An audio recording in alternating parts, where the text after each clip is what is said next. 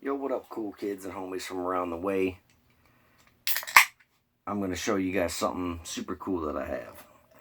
I wasn't going to make a video, but I decided to because I had an extra special comment today that I thought was absolutely adorable. I had my first ever YouTube hater, this little punk talking shit. So I was like, fuck it, you know what? It inspired me. It made me want to come up here and make another YouTube video. But anyway, this item is from Vintage Authentics, and it is a Creature from the Black Lagoon item. Now, some fun facts about Creature from the Black Lagoon. He's a black and white horror film, you know, about a half man, half amphibian that swam in the theaters in 1954. Today, the 3D film is widely considered one of the greatest monster pictures ever made. He's personally my second favorite of the Universal monsters, the first being Wolfman. The movie's concept was conceived at a Citizen Kane dinner party.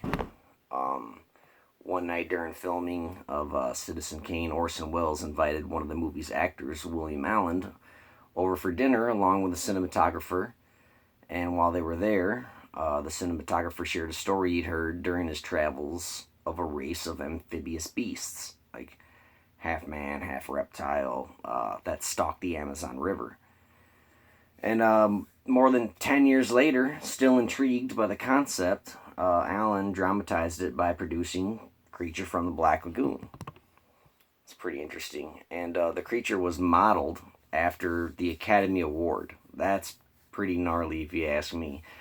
Universal managed to snag up and an up-and-coming filmmaker who was a prestigious, resume to direct the film in 1951. Jack Arnold's documentary, With These Hands, had received an Academy Award nomination. Now, he didn't get the Oscar, but the little card would go on to become an unexpected source of inspiration behind the scenes of Creature from the Black Lagoon. So as Arnold told the fucking cinematographer that there was a picture of the Oscar statue on it, and it said that he was like, dude, if we put a fucking gill head on this thing and, threw some scales on it and shit, it would look pretty gnarly.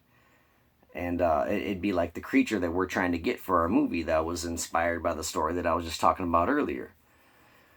So they made the mold out of rubber, and gradually the costume took shape, So at first the creature had what was leading the lady, what was her name? Julie Adams. She described it as like an eel-like physique. It was slick, and the outfit didn't come with much in the way of fins, ridges, or body armor, but they were later enhanced to give the monster like a more menacing appearance. So I think that's cool that it was inspired by like the statue for the Oscars. I think that's pretty rad. Part of it was filmed in the Panhandle of Florida, like in Tallahassee. Panhandle's funny, panhandle behavior, if you're familiar with like Small Town Murder podcast or whatever.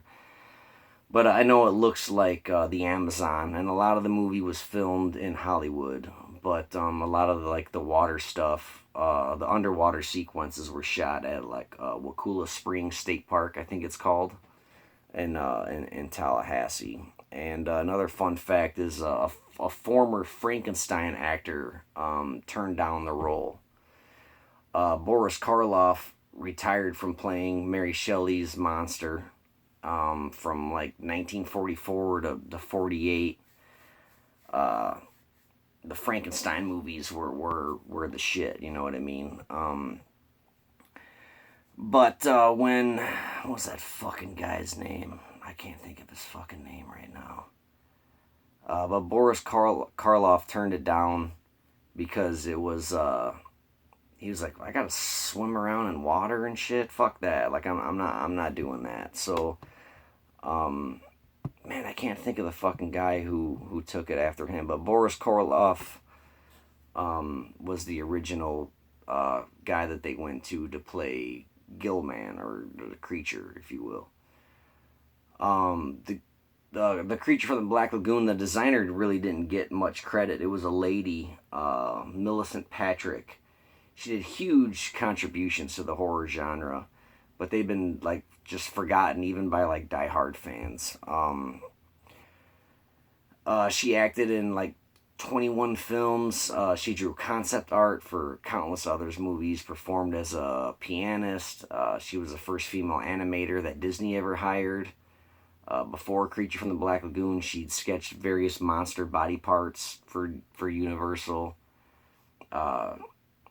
Creature from the Black Lagoon gave her an opportunity to like really shine, and she was responsible for designing every fucking inch of the creature's body. So it was all based on her. And part of her film ad campaign, she posed with Creature from the Black Lagoon's mask and sketches for some publicity shots, but makeup artist George Hamilton didn't want to be upstaged, so he falsely claimed that he was the Beast's sole designer and made sure that she was cut out of it. So that's kind of fucked up. That guy's a fucking asshole. But anyway, enough with that. I got a mask. Creature from the Black Lagoon mask. Not much to it, right? Cool little mask, but it is autographed by Rico Browning. That's upside down.